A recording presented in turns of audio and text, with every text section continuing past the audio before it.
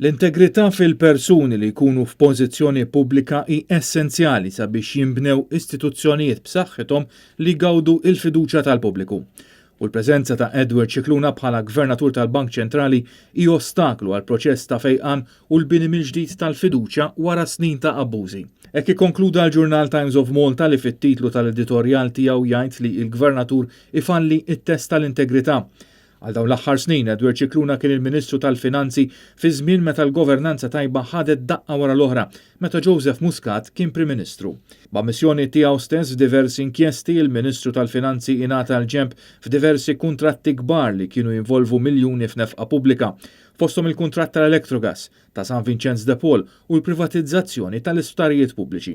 L-editorjal qal li l-fatt jibqa' li membru ewlieni tal-Kabinett li hu responsabbli għal fondi pubbliċi qatt ma kellu jittollera dawn in-nuqqasijiet serji fil-governanza.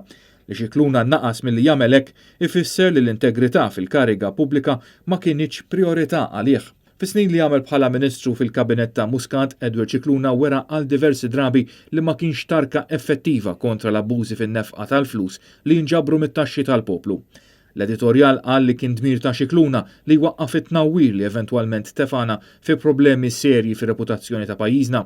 Edward Scicluna falla mit-test tal-integrità. Għalhekk l-editorjal jaqbel ma' sejħiet biex Edward Scicluna jirriżenja u jsostni l-preżenza tiegħu bħala Gvernatur tal-Bank Ċentrali ta' Malta hi ostaklu għal fejqan u triq biex tinkiseb lura il-fiduċja.